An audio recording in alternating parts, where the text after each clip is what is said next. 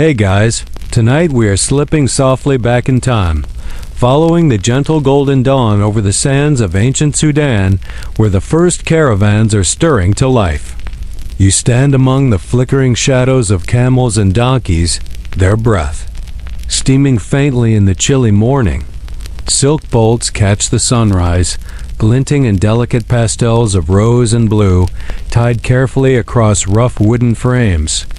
Their colors seem almost wrong against this endless tan desert, but that is precisely why they fetch such a high price beyond these dunes. You can smell last night's embers, still smoldering in a campfire, mingled with the sharp, dry tang of desert dust. Merchants pull their scarves tight, checking their loads, muttering short prayers under their breath. You feel the quiet excitement. You are about to cross lands where one careless step means death, but also where one lucky bargain might change your family's fate forever. So, before you get comfortable, take a moment to like the video and subscribe, but only if you genuinely enjoy what I do here. And if you want, share your city and the local time in the comments so I can see where you're listening from tonight. Now, dim the lights. Maybe turn on a fan for that soft background hum, and let's ease into tonight's journey together. Sling a thin water skin over your shoulder, grit already scratching between your toes even though the day has barely begun.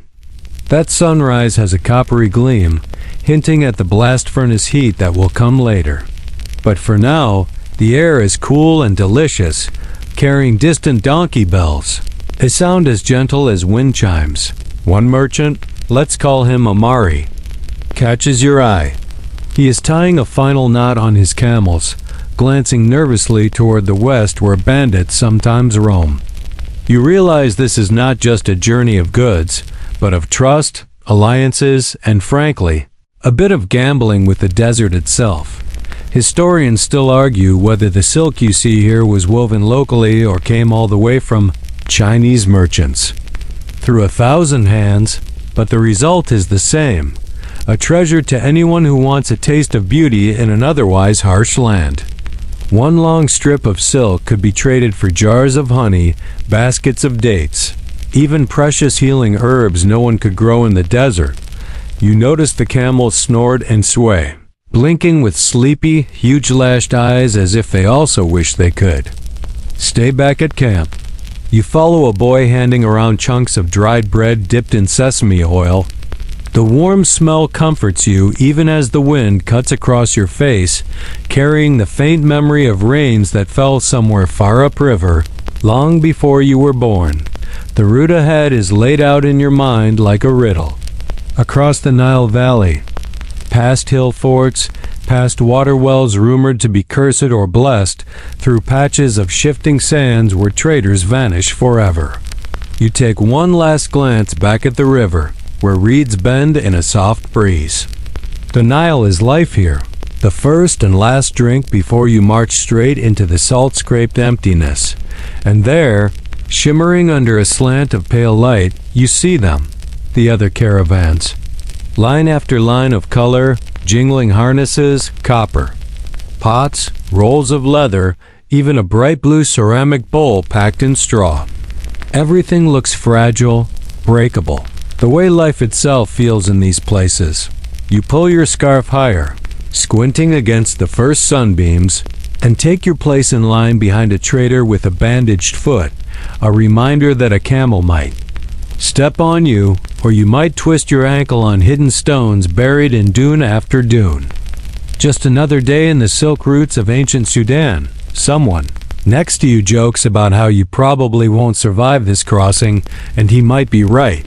Silk may be delicate, but it is powerful enough to drive people to risk thirst, scorpions, bandits, and storms that shred entire caravans. The desert is a gambler's table, after all, and you're about to place your bet. As the signal to move out is shouted. You feel the entire caravan shift, the sense of hundreds of feet and hooves moving at once, an animal wave rolling toward the unknown.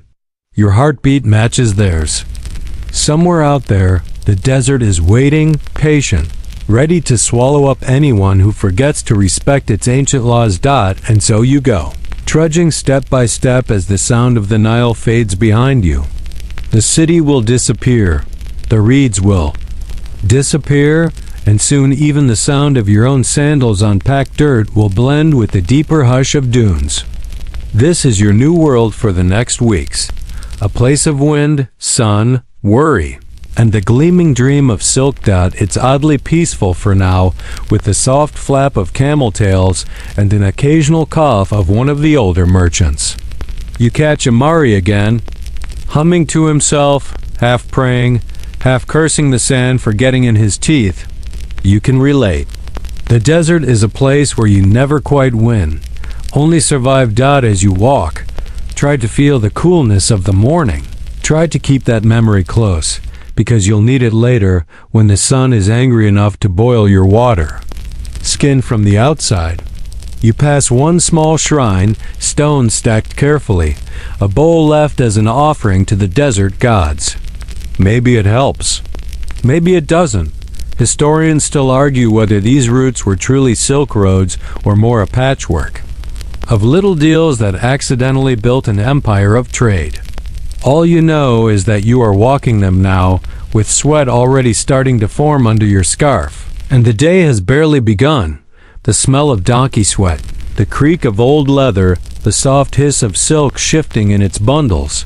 These will be your lullabies for the long hours ahead. If you listen closely, the desert might even whisper back. You carry on, the morning light lifting higher over your head, baking the dunes into a million rippling shades of honey and burnt umber.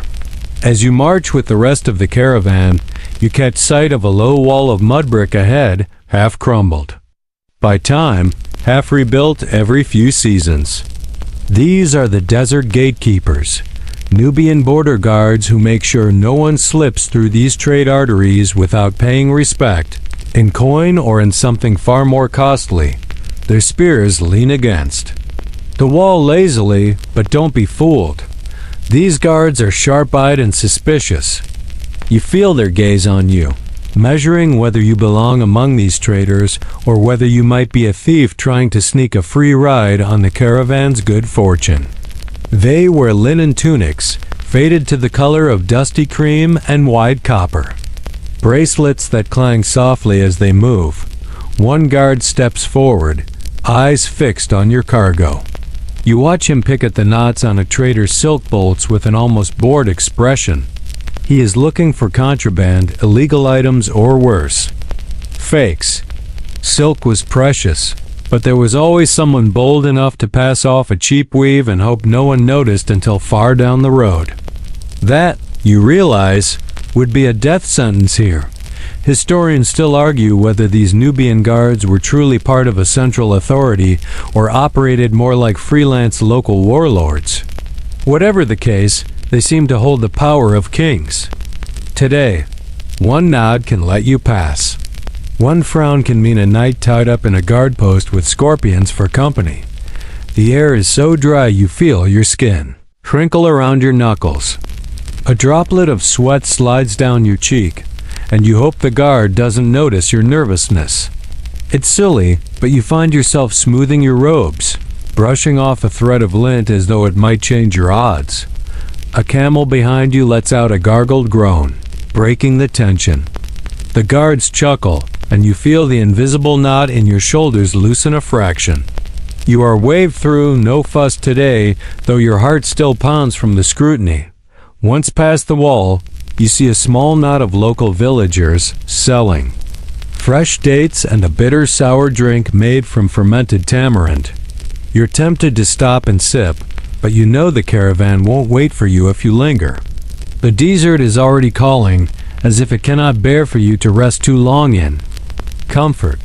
Alongside you, a woman in a green headscarf carefully counts copper coins into a guard's waiting palm. She's bringing dyed wool down the line, and you notice she has a basket of tiny clay figurines tucked under her arm. Perhaps toys, perhaps offerings. The desert seems to blur those boundaries. The road beyond the checkpoint is narrower, squeezed.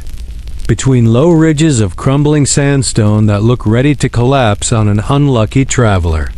You try to ignore the way they lean in like waiting jaws. A trader jokes under his breath, "You probably won't survive this if the rocks decide. They're hungry." It's a terrible joke, but somehow it makes everyone chuckle. You begin to see the outlines of more guard posts farther down the route, simple towers where lookouts stand, scanning the shimmering horizon. Each one marks a slice of control. Reminder that even in the desert, humans build fences, if only to count who passes and who pays. The Nubian border guards, you hear someone say, had a reputation for being just a bit superstitious. They tied little beads of red glass to their spear shafts, convinced it would scare away the desert spirits who like to play tricks on travelers. Historians still argue whether this was true tradition or just a bit of personal flair, but it's hard not to smile when you picture a big, intimidating guard hoping a tiny bead will keep him safe. Past another line of scrub bushes, you catch the first whiff of animal dung mixed with sweet spices, a reminder that you are still sharing the road with camels and goats, the real engine of this desert commerce. The guards fade behind you, and your own steps grow steadier as if crossing that checkpoint made the journey officially begin. Your sandals scuff against powder-fine dust, the grains rising in slow puffs with every step. Overhead, the sky is blinding, a flat wall of blue that feels closer than ever. The dry air pulls water from your skin, turning you into something more like the desert itself, cracked, hardened, a creature of the sun. The caravans snake forward, sometimes silent, sometimes erupting in bursts of chatter and shouted instructions. A boy nearly gets trampled by a donkey, and the older traders shake their heads. That kid will learn, or he won't. The desert teaches, one way or another. You pause to shift your load, feeling the pull across your shoulders. The smell of oiled leather and faintly rotting straw fills your nose, sharp and honest. Nothing fancy out here, not really, no matter how fine the silk. One guard's voice echoes in your head. Better to pass poor than to pass alone. You think about that, about how these roads have seen thousands of feet before yours, how all of them had to bow before these desert gatekeepers. These guardians of passage doubt no one crosses the Sudanese silk routes without someone else's blessing. That much is clear. Even now, as the dunes seem to grow taller and the wind stronger, you know those watchful eyes will stay in your memory, making sure you remember who really holds power here. You tug your scarf closer around your mouth, breathing in the scent of the woven cloth, a small comfort against the relentless sun. The checkpoint grows smaller behind you until it is only a faint smudge in a sea of gold. Ahead, the path is waiting, as it has for centuries, to test your courage. You keep moving, letting your footsteps settle into the slow, steady rhythm of a desert march. As the ridges fall away behind you, the caravan spaces itself out along a path that feels timeless. Beside you, traders swap glances and coded hand signs you barely understand at first.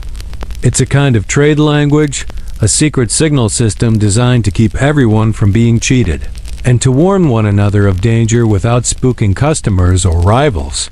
That one flick of the fingers, it means your prices are fair. That tiny nod, watch for thieves. The desert has its own grammar, carved by centuries of deals and double crosses. You try to imitate, but you probably look like you're swatting a fly. A wiry old man notices you fumbling and gives a kindly, if amused, correction. He shows you how to tuck your thumb when you say safe passage, and you feel a little pride bloom even as you grin at your clumsiness. This is knowledge people would have killed for once, or at least paid a heavy price to learn. Historians still argue whether these desert code languages evolved from ancient Nubian dialects or arose later with new waves of traders, but either way, they worked. You see how the merchants trust them, how a single wink or tilt of the chin can steer a deal away from disaster. And you'll need these codes, because swindlers haunt the silk routes like scorpions under every rock. Some merchants pack their bales of silk with cheaper linen hidden in the middle, hoping no one will slice them open to check. Others slip flawed dies past a careless guard. Every trick is fair game in a place where fortunes vanish with a spilled water jug. One trader, a tall woman with copper earrings, winks at you and asks whether you know the sign for bad cloth. You shake your head, and she taps 2 fingers to her own shoulder. An inside joke, a way to say, "Don't trust that bolt." It makes you laugh, a quick, harmless sound that vanishes into the desert's hush. The sun is starting to bite now, a low, hard slap of heat against your shoulders. The camels grunt in protest, their wide padded feet leaving perfect prints that seem to sigh back up at the sky. There is no shade, only the shimmering mirage of green that keeps taunting you far off on the horizon. As the caravan stops to check a leather water bladder, you get a chance to look at the tattoos on the trader's arms. Little marks like waves, stars, animals. Protective charms, a bit of cultural bragging, or maybe just the world's first brand logos. Historians still argue about how far these tattoo traditions go back, and whether they were purely for spiritual use or also a way to claim loyalty to a trade guild. Either way, they're beautiful, inked in a faded blue that reminds you of sea. Glass. You think for a moment about how silk and tattoos share something, a fragile, stubborn refusal to vanish. Even in the harshest sun, a donkey starts braying behind you, a ridiculous honking sound that cuts through the heat like a comedy. Trumpet. You grin in spite of the sweat, because if you can't laugh at a donkey's sense of drama, you probably shouldn't be here. The desert requires humor, even when it is unkind. You adjust the cloth over your shoulders again, itching at wear. The sand is working its way inside. Everyone seems to carry the desert on their skin, a film of dust, a badge of belonging. It clings to your eyelashes, clogs up the creases of your palms. You hear a merchant ahead start to haggle, even while still on the move. He's bartering a pair of sandals in exchange for a promise of protection down the next stretch of dunes. Promises in the desert are worth about as much as water, sometimes precious, sometimes worthless, depending on the moment. A child walks alongside you, carrying a tiny carved gazelle. The toy is painted red and white, chipped from many journeys, and you wonder who made it, and how many trade stops it has seen. Maybe it is a good luck charm, maybe just a gift from a tired father trying to keep a child calm. Out here, those small things can hold enormous hope. As you march, you test the hand signals again, repeating them in your mind. Thumb curled for safe, 2 fingers tapping for rotten goods, and a twisted wrist for danger ahead. It feels silly, but comforting, a bit of order in a landscape that has none. The caravan's chatter drifts around you like half-forgotten song lyrics. People speak about taxes, about harvests, about some faraway flood that ruined a cousin's house. Nothing stays private for long on the road. Every story gets carried on someone's breath, then retold in 1,000 small versions. You catch a thread of conversation about a trader who tried to sell painted goat hair as silk last season and got run out of the desert on foot. A cautionary tale passed around like a bedtime story with a moral. You smile. You probably won't survive out here if you don't learn the difference between a real silk shine and a goat's fuzzy coat. As the line moves again, you realize you're learning more with every mile. The hidden language, the quiet jokes, the risk of trusting a stranger with your life savings.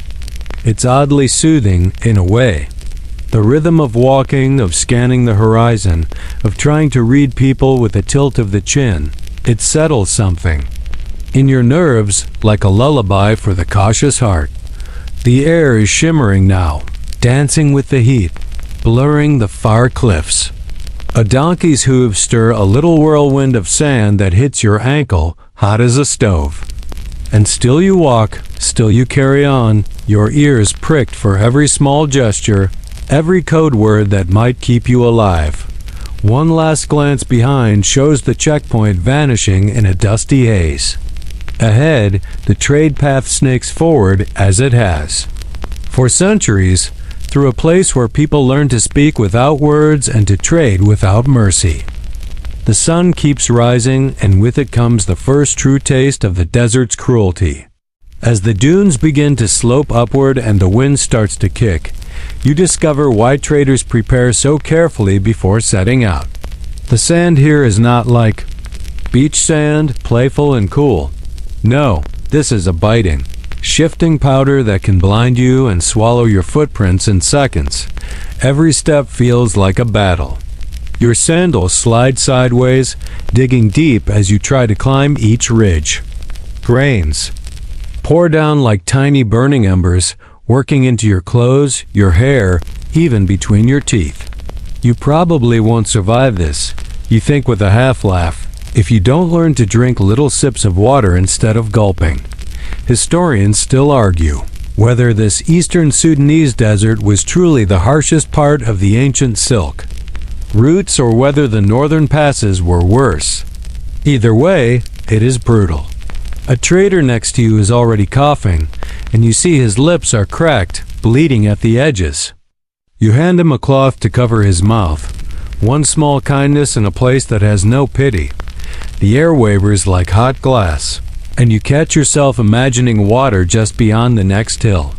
A cruel trick, the desert's oldest prank. They call it a mirage, but it feels personal, like the land itself is teasing you. You shade your eyes and keep moving, following the sound of camel bells ringing, a distant, almost musical note that pulls you forward like a lullaby. You notice the camels suffering, too. Their wide feet sink in the shifting dunes, they're soft. Noses crusted with white salt from drying sweat. Still, they move, one long, slow sway at a time, as if they understand that stopping is worse than hurting. The heat feels alive, buzzing against your skin, making every breath a chore. The wind picks up small scorpions and flings them onto the sand, where they scuttle for shade, just as desperate as you. You find that darkly funny somehow. Even desert creatures hate the sun. Someone calls out that there's a watering spot. Up ahead. That word alone is enough to lift everyone's heads. Water is the true coin of the desert, far more precious than gold or silk. One spilled gourd can end a life faster than any bandit's knife. A group of older traders mutters blessings to their household gods, thanking them for holding off sandstorms so far. You wonder if the gods of this place even listen, or whether they simply watch with a dry, bored grin. A scrawny dog, all ribs and long legs, trots alongside the caravan, hoping for scraps. It looks about as comfortable here as you do. Someone tosses it a crust of bread, and it snatches it up with a grateful tail wag. Even in this harsh place, a little kindness survives. At midday, the heat grows so harsh that your mouth goes dry even between sips of water. The wind seems to blast straight through your bones. You taste salt on your lips, your own sweat evaporating. Faster than you can drink. You see traders testing their feet, looking for raw blisters, rubbing on goat fat to keep skin from cracking. There's an art to moving across this land, a knowledge passed down that says when to rest, when to shade your eyes, when to let a camel lead instead of forcing it. Historians still argue whether merchants from these routes learned these skills from earlier desert herders or developed them themselves. In the end, no one really owns desert knowledge. You just borrow it from those who survived before you. The dunes feel endless, stretching outward in a riddle of beige and gold. The sun throws hard shadows, cutting across the ridges like swords. In those shadows you see movement sometimes, tiny lizards, a snake, even a startled hare leaping for cover. Life here is always on the edge, always one missed moment from vanishing. A merchant near you jokes that if he were a desert spirit, he'd charge extra taxes for anyone daring to cross his dunes. The others laugh, a brittle, dry laugh, and keep walking. Humor is the only armor left against the sun's cruelty. You pass an old marker stone, half buried in drifting sands. Someone once carved a prayer into its surface, now nearly worn away. You pause to read what you can.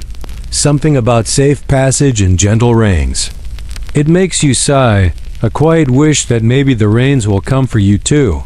Somewhere to the south, they say, a single cloud can feed a whole village's hope for a season. But no clouds appear here, only a flat, pitiless sky. You tuck that dream away, saving it for later. When the night wind cools Dot as afternoon approaches, your brain starts to feel slow, fogged by heat and hunger. You nibble a date, chew a crumb of hard cheese, trying to steady your steps. The caravan is moving slower, shadows shrinking under the hammer of the sun. You see a trader's water jar spill and watch him nearly weep over the loss. That's how precious it is, more than coins, more than all the silk in the world. A merchant might lie, might cheat, might steal, but waste water? That's unthinkable, Dot. By the time the sun leans westward, you have new blisters and a head stuffed with heat, but you keep going. Everyone keeps going. That is the only way through the desert. Step by step, breath by dusty breath, the land testing you, teasing you, daring you to quit, and you refuse. One more stubborn trader, one more fool, chasing a bolt of silk across a sea of blazing sand. Evening finally starts to color the dunes, and you feel the first cool breath of the desert night sliding over your sunburned arms. There is a sigh that passes through the caravan, a gentle exhale as if every creature here is relieved to have survived another day. Ahead, you spot a rough stone well surrounded by flat stones arranged in a ring. People call it the sacred well, though no one can agree exactly why it's sacred. Maybe it is the sheer miracle that water exists here at all. Or maybe there's a deeper magic, older than any empire, that clings to its damp walls. Historians still argue whether local priests consecrated it centuries ago, or if it was simply a traveler's lucky find turned into a legend. Either way, it is lifeblood. You join the line of merchants carefully lowering leather buckets, watching them vanish into the dark throat of the well. Each bucket comes up heavy and dripping, a promise that life can go on another day. The water smells faintly of minerals and something earthy, almost comforting after the harsh sterility of dry sand. You sip carefully, letting the cool liquid spread across your tongue. It feels like a blessing, washing away the dust lodged behind your teeth. Your camels drink too, their long necks dipping gracefully, ropes tugging at their noses as they slurp in noisy gulps. A hush comes over the camp. People respect this moment. They know not to waste water, not to splash or play. Children are taught from birth that a single drop here might be worth a loaf of bread. Nearby, a trader sprinkles a few grains of salt into the well as an offering. You ask him why, and he smiles, telling you it is a way of giving thanks, so the spirits who guard the water do not grow jealous. A curious logic, but somehow it fits. The desert makes people cautious, reverent, a little superstitious. You wander away to find a patch of ground where the breeze can reach you.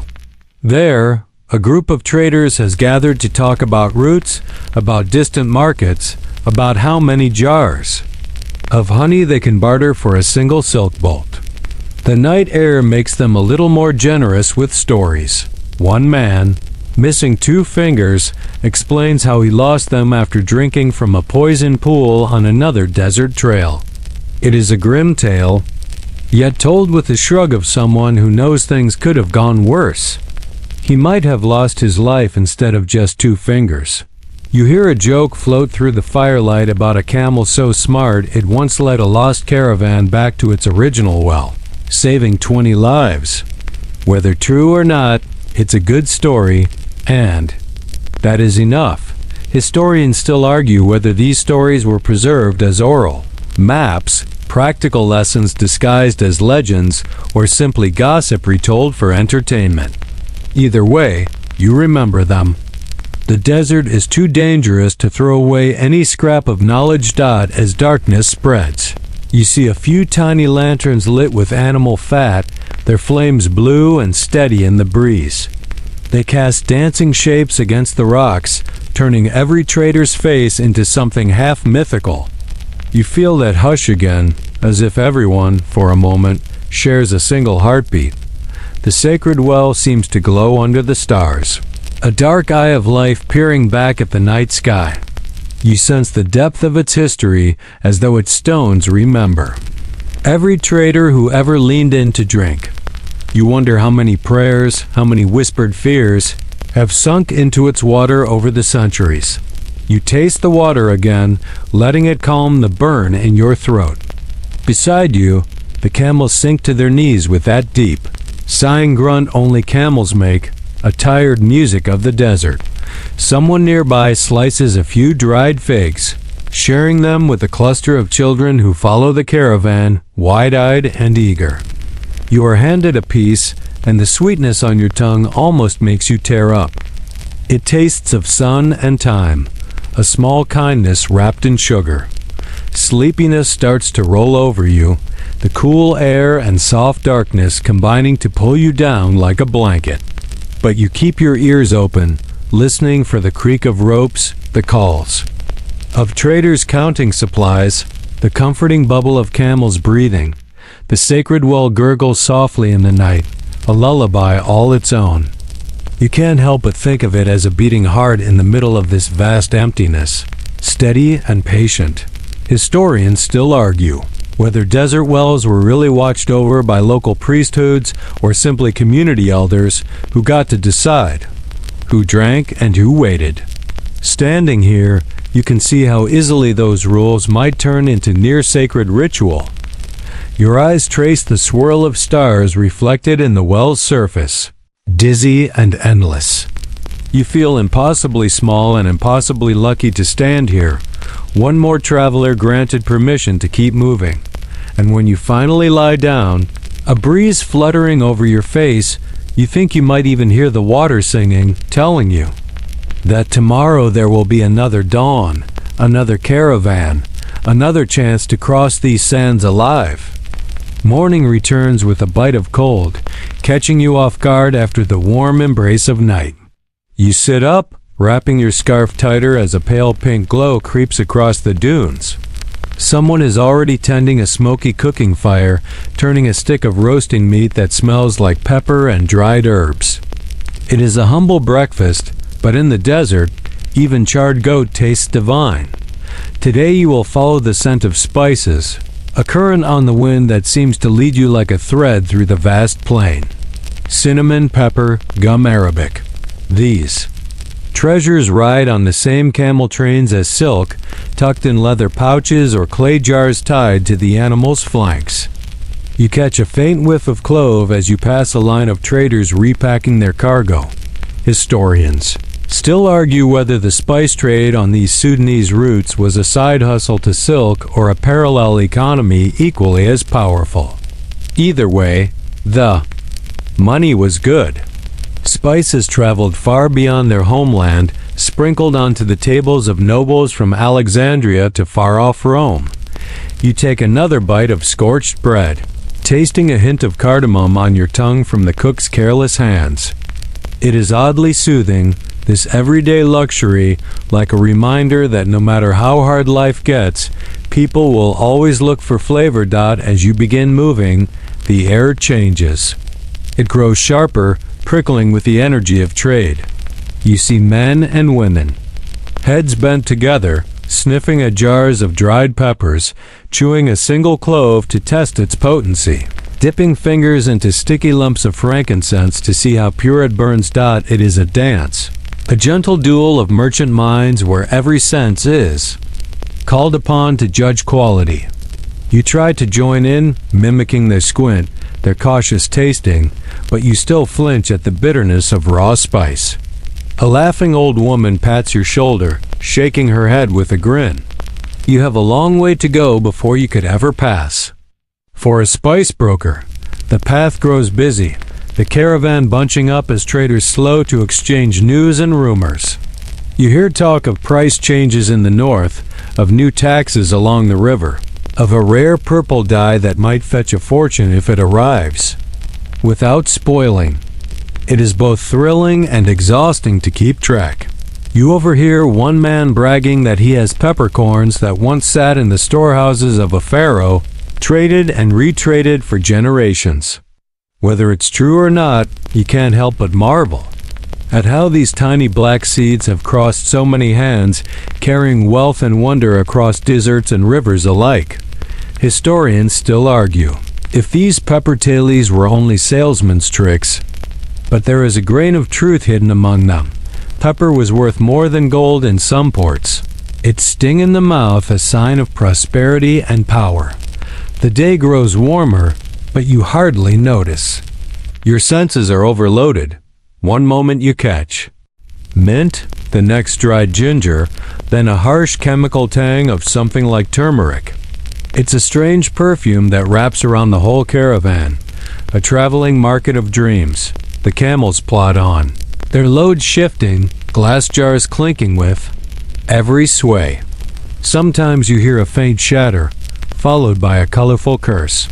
Fragile goods and stubborn desert don't always get along. One trader carefully mends a broken pot with cloth strips and a prayer, hoping to still salvage his spices. A young boy offers you a piece of something crumbly and sweet, laced with saffron. You taste it, surprised by the rich floral note, a tiny miracle in such a harsh place. For a second you can picture the fancy dinner tables far away, where silk and saffron join forces to dazzle the rich. You almost laugh at the thought of some well-fed noble biting into this same saffron, never knowing the kid who sold it was missing half a sandal and carried a toy goat for luck. That is the desert's joke. Wealth and poverty always just one trade apart. A spice dealer points out a thorn bush heavy with dried pods, telling you the seeds can treat stomach pains if you grind them fine. You nod, grateful for the tip. Out here, even the desert's weeds get recruited into commerce. As you move again, a sudden gust of wind shifts the dunes, and you catch a mouthful of peppery dust that makes you cough and sneeze so hard the camel in front of you startles sideways. A few traders laugh. You've basically been spice baptized now. Congratulations. Historians still argue whether these spice routes had permanent way stations or simply relied on local alliances and ever-shifting camps. Looking around, you see bits of both. A stone rest house here, a circle of tents there. The desert seems to prefer improvisation. You press on, the air vibrating with possibility, carrying these strange fragrances far across the dunes. Somewhere behind you, a man is singing an old trading song, something about cinnamon ships and pepper dreams. The rhythm steadies your step. The sun edges higher, making every scent sharper, almost aggressive. You wonder how these spices survived so long without rotting, how traders protected them from moisture, insects, thieves. The answer seems to be endless patience, tied cloth bundles, and a lot of luck. As you close the day's march, you feel your tongue still tingling from saffron, your nose still burning from pepper dust, and your heart oddly light, as though the desert itself had fed you a feast of memories. Night falls gently across the dunes, cooling the air so quickly it almost shocks your skin. You roll your shoulders, grateful to feel the evening breeze settle in. Tonight the camp is buzzing with talk of gold, bright, heavy, and irresistible. You hear the word pass from trader to trader as if it were a spell, Nubian gold. Here in ancient Sudan, gold is more than currency. It is a promise of status, a piece of sunlight you can carry in your palm. You can picture it gleaming inside. Tombs stitched to a noble's burial shroud or hammered into a pharaoh's ceremonial goblet. And yet, somehow, it also rides on the backs of these dusty, grumbling camels right next to bolts of silk and bags of salt. The men guarding the gold shipments watch with hawk-like eyes. Their blades glimmer on their belts, their faces set in a look that says, "Don't even think about it." You sidle past them, pretending you have no interest at all, even though everyone is drawn to those heavy sacks. Historians still argue whether Nubian mines were truly under royal, Egyptian control or fiercely independent, but what matters here is simple. These desert traders know exactly how to turn dirt and sweat into something kings will kill for. Woman stirring a pot of chickpea stew tells you how her cousin once carried 2 nuggets of gold so large they could barely fit inside a closed fist. The cousin lived rich for a season before vanishing into the dunes, never to be heard from again. Greed and gold make terrible travel companions, she jokes. You have to laugh if only to quiet the twinge of fear in your own stomach. The night deepens and you catch flickers of oil lamps reflecting off gold rings stacked on one merchant's fingers. He spins them as he talks, letting the lamplight dance. You wonder how many of those rings will still be on his hand by the time the caravan reaches the next city. The desert has a way of thinning everyone's pockets. You follow the conversation into a small circle around a low fire. One trader is telling a half-whispered story of a mine so deep its tunnels echo with the cries of lost miners.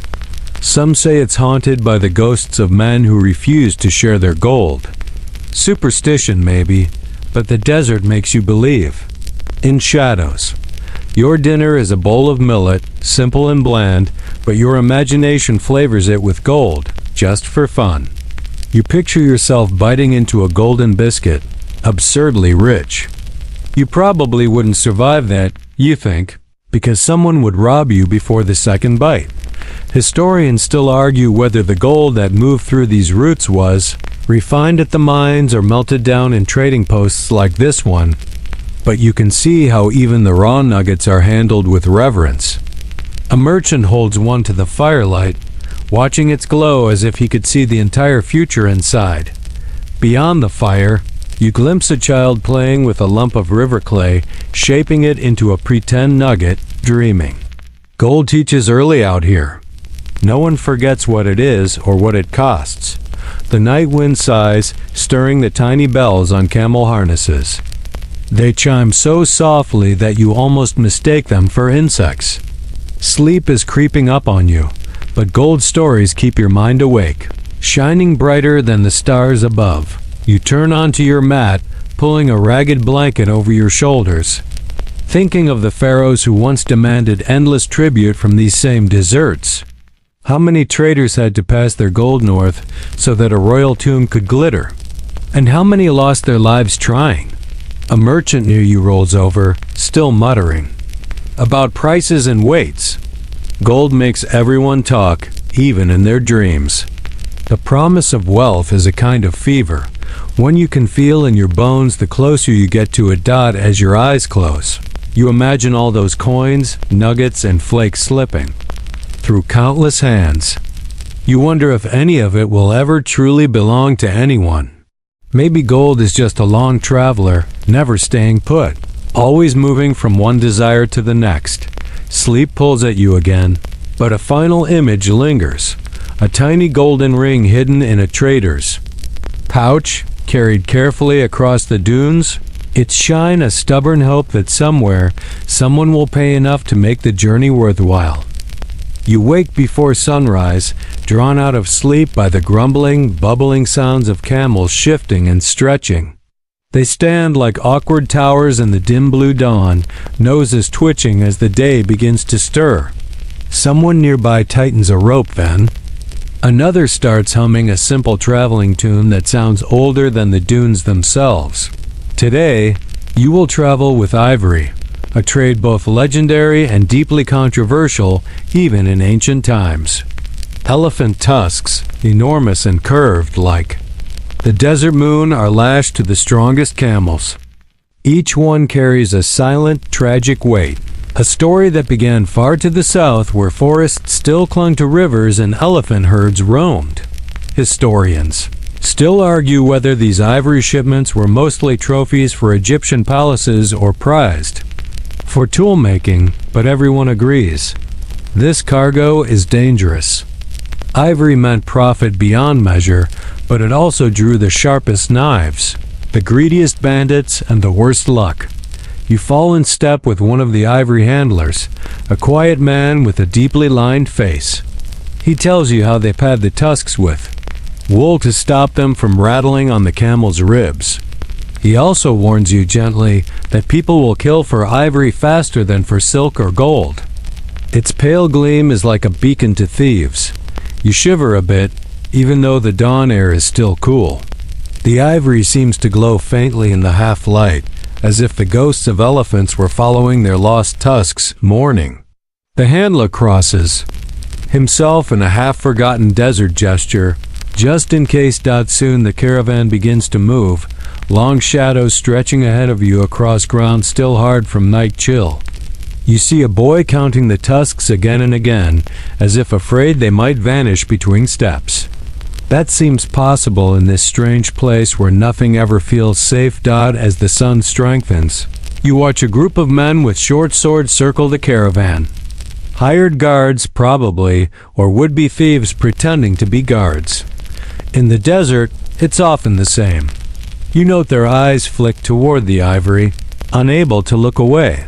A merchant beside you mentions that some of these tusks could be carved into statues of gods so perfect they'd seem to breathe. Another laughs, calling them dead bones turned into blessings. There's a sharpness in that joke, a reminder that beauty here is built on something stolen. You run your fingers along one tusk, feeling its faint ridges, like tree rings frozen in ivory. It is smooth and cool, a stark contrast to the desert's bite. Somehow, that makes it sadder. Historians still argue whether the Sudanese carved ivory locally or sent it north in raw form, but you suspect both happened, depending on whose empire rose and whose fell. Empires rise, tusks move, people dream. Over and over again, the heat builds steadily, pressing on your shoulders like a giant's hand. The camels huff, tossing their heads, trying to avoid the flies drawn to their sweating hides. The ivory shines brighter in this white sun, almost mocking you. A child asks if elephants ever come to look for their tusks. Someone laughs, then hushes, as if afraid the desert spirits might overhear. Stories say a spirit might follow ivory, punishing traders with storms or illness if they grew too greedy. You wonder if that's true, and a cold tingle runs down your spine. The dunes stretch on, a pale rolling ocean, and the caravan twists through them with quiet determination. Even the most talkative merchants go silent beside the ivory, perhaps feeling the burden of what these gleaming trophies represent. Near midday, you see a small stand of thorn trees, their shade barely enough for the group to pause and rest. There, you watch the guards double-check their blades, polish their shields, and swap rumors about bandit sightings. Ivory seems to magnetize danger, pulling every desperate eye within miles. You chew a piece of dried fig, trying to ignore your nerves. The taste is sticky sweet and clings to your teeth, oddly comforting. Beside you, the ivory handler ties a blue cloth around a tusk, a kind of charm meant to fool evil spirits. It feels like the simplest of wishes. Let us reach the next market. Alive. Historians still argue if these desert charms were true spells or just symbols of desperate hope. You suspect they were both. Out here, every hope counts, no matter how small or how strange. When the caravan moves again, you listen to the faint clicks and creaks of tusks swaying against camel harnesses. The sound is hypnotic, like an ancient percussion instrument keeping time. It almost soothes you if you don't think too hard about what it cost to bring them here. Late in the day, the dunes start to glow with that honey golden light that makes everything look peaceful. A cruel illusion, you know by now. The ivory still rides ahead, a white banner of profit and loss. You follow, step after step, wondering if any of this is worth it. A trader ahead turns and jokes, "You probably won't survive this if you dream of those elephants haunting you."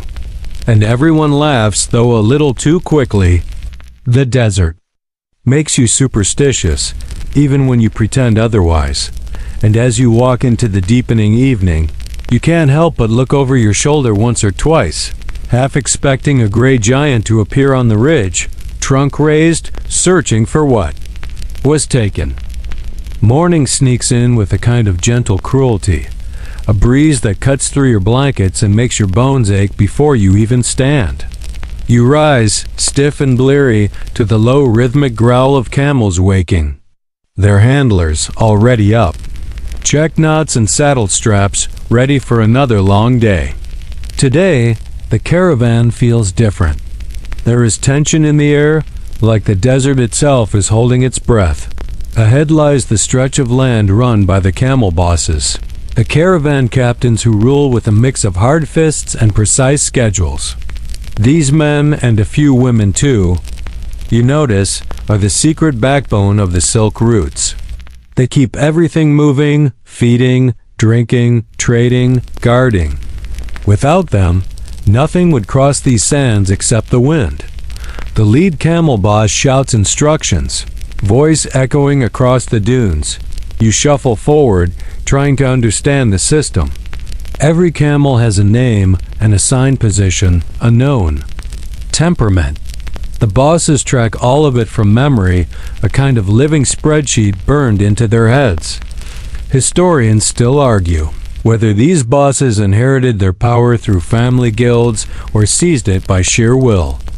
But no one doubts their authority. When one snaps his fingers, people jump, because missing a water stop by even a single hour could mean death for an entire caravan. You find yourself assigned to march beside a big, shaggy camel named Red Spot, who snorts at you as if to say, "Try to keep up." The handler explains that Red Spot can carry more than any two donkeys combined, but has a habit of biting anyone who loads him too slowly. You promise to stay brisk. As the caravan lines up, you see how expertly the bosses keep everything rolling. Slow camels are shuffled to the center so they can't fall behind. Sickly animals are watched, shaded, and given the softest loads. The bosses even balance the traders themselves, a loudmouth in one group, moved far away from a hot-tempered guard to avoid fights breaking out. The desert might look random, but this is a carefully managed dance, and you are learning the steps. As you march, the bosses pace up and down, eyes sharp, boots kicking up little spurts of dust. One carries a short stick and taps a camel's leg if it starts wandering. Another calls out a reminder for everyone to check their water skins.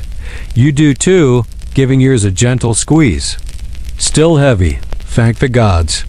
You probably won't survive this, you think, if you forget even once to fill your water.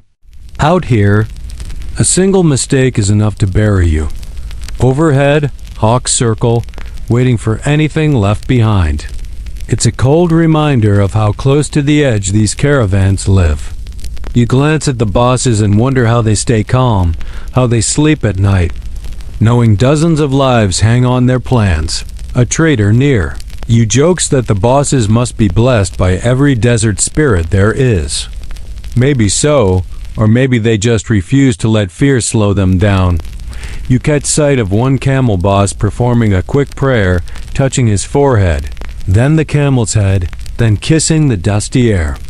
Historians still argue if these blessings were learned from old Kushite rites or were simply folk gestures turned holy by time. You suspect a bit of both. By midday, the sun is already angry. The bosses call a break and force everyone to cluster around a dry riverbed where a few thorn trees stand. You watch them organize water rations, counting every last drop, even tasting from random skins to guard against sour or spoiled supplies. It's a rough trust, but a necessary one. Traders grumble but comply because no one argues with the desert. Or the bosses who keep them alive in it. As you rest under a thorn tree, you hear the bosses making new plans. One route is blocked, rumors say, by a bandit band. Another well has dried up. They will change direction, they decide, pivoting the entire train of camels as easily as a single ship on a river. It amazes you how they do it, turning chaos into order with nothing more than barked commands and watchful eyes. These people might look dusty and sunburned, but they are the true pilots of the silk routes. A younger handler offers you a mouthful of date, mash mixed with sesame, a small energy boost for the hardest days. You accept, chewing slowly, grateful for anything that softens the belly's complaints. When the break ends, the bosses whistle and the caravan moves again like a single breathing creature. You feel the rhythm return, foot after foot, camel after camel, all woven together by these human captains of the sand. Historians still argue whether these caravan bosses kept their power through fear or respect. Watching them now, you think it is both. A stern fatherly presence that will slap you down one moment and save your life the next. As the evening approaches, you see one boss helping an exhausted boy load his camel, showing patience where you least expected it. Another chases a loose goat back into the herd with a laugh. For all their harsh ways, these bosses know every creature's worth. From the highest silk trader to the humblest pack animal, the sun slides low, burnishing every dune in copper. You trail behind Red Spot, whose big hooves march steady as a drumbeat, carrying ivory, gold, salt, dreams, everything the desert dares you to risk. And as you watch the bosses guide the caravan into another safe camp, you think maybe their toughest job isn't moving goods, but keeping hope alive day after dusty day. Night draws its long shadow over the sand, and as dusk deepens you hear a very different kind of music, a flute drifting across the evening breeze, a thin, haunting melody echoing through the stalls and canvas tents of the desert market. It feels like an invitation, pulling you forward to see what this place has to offer. The market glows like a lantern, ringed by cook fires, oil lamps, and the shimmer of bronze trays. People have already begun setting out their wares. Silk bolts, yes, but also carved beads, painted pottery, tiny brass charms, and fragrant goat meat roasting on long skewers. You follow the crowd, letting yourself sink into the sounds, a trader calling out the virtues of his linen, another praising a spice so strong it will chase away every evil spirit, a boy balancing a tray of sweet honey, pastries, and shouting their price until his voice cracks. You probably won't survive this if you can't bargain, you think with a grin. The desert market is no place for gentle hearts. The air is deliciously busy, thick with roasting meat, spiced chickpeas, and sweat. Harsh, honest, human. A trio of musicians sets up on a crate, plucking a lute and singing about a caravan lost to a sandstorm, their lyrics half sad, half comic, as though the desert itself loves a good tragedy. Historians still argue whether these desert markets were permanent or sprang up overnight with each caravan. From the way things feel alive here, you suspect they bloom like desert flowers, quick, brilliant, and gone in a heartbeat. You wander past a pottery stall, running your fingers over cups so thin they feel like eggshell. A woman watches you with knowing eyes and warns you not to buy the ones with hidden cracks. They'll break on your first sip, son. Good advice, offered with a teasing grin. Near the well, a pair of children laugh as they spin around a pole, chasing each other between baskets of salt and pepper.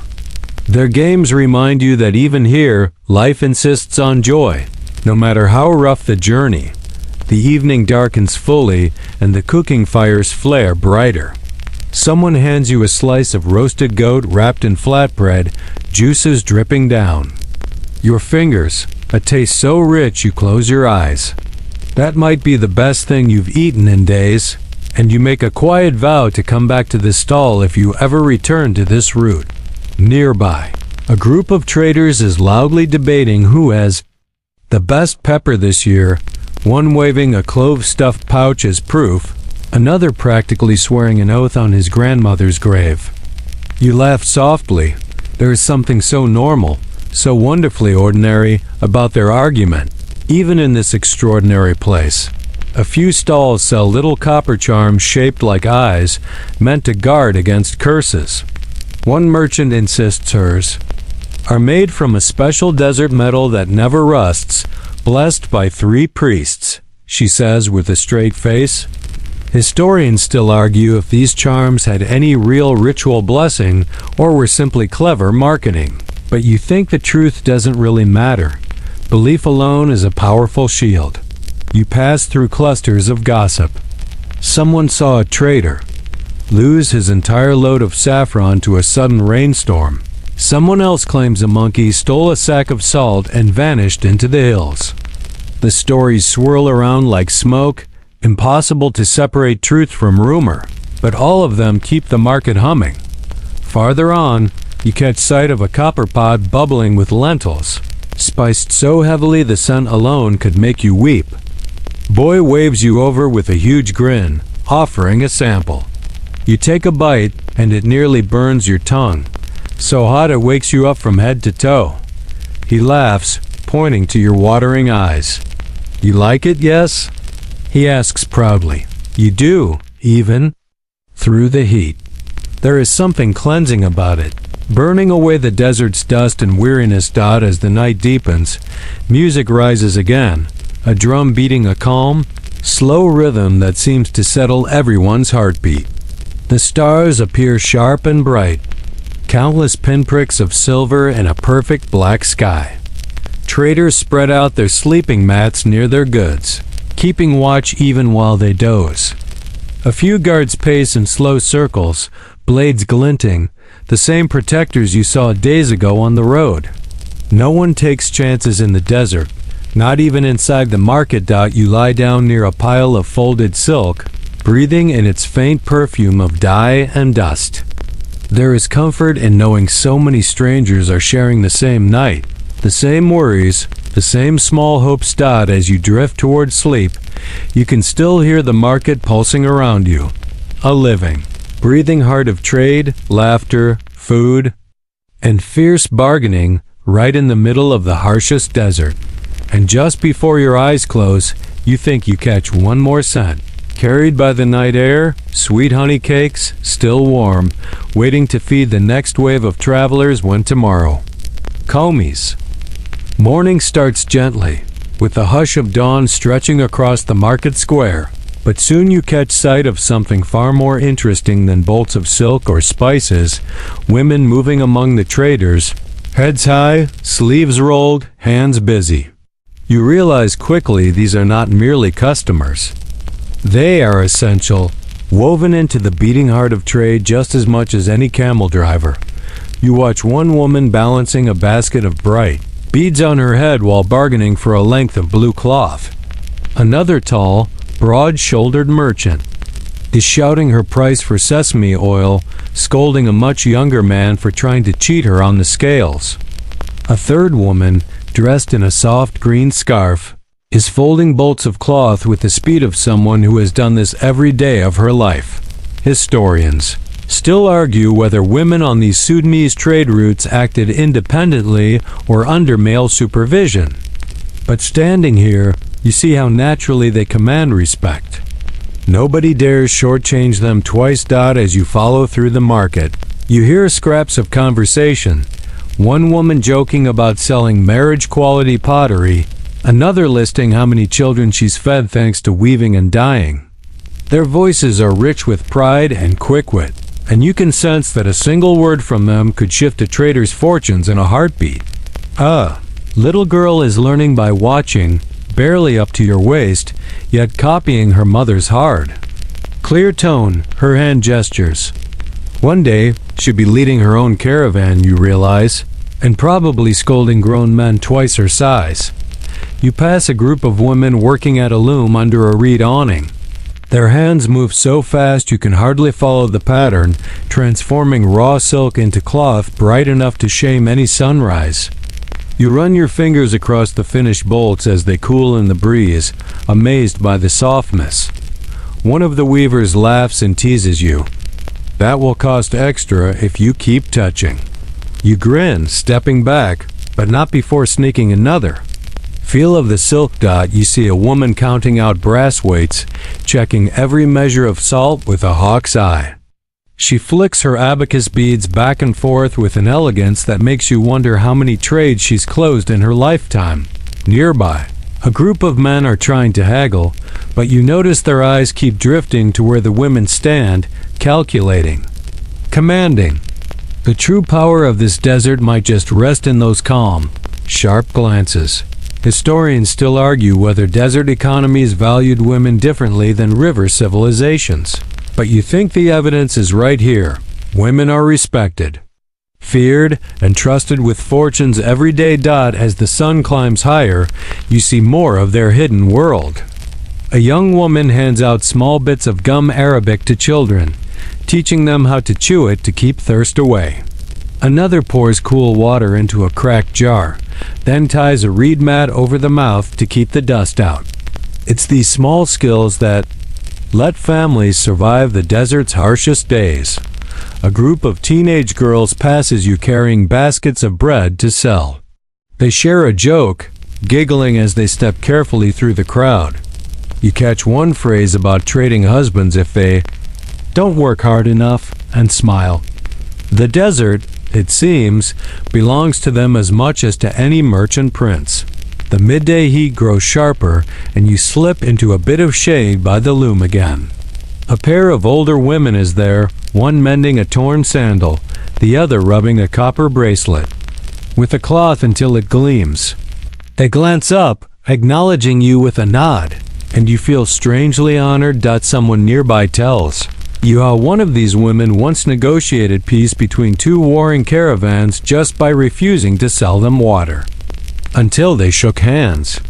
Historians still argue if that story is real or folklore, but it sounds believable here.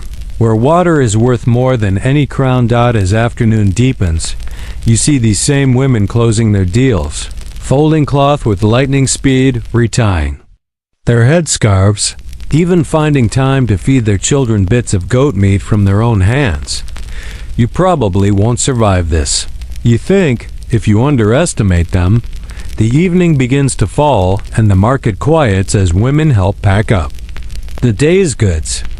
They check every coin, count every bolt, teach the little ones how to fold cloth properly so it doesn't catch fire near a cooking flame.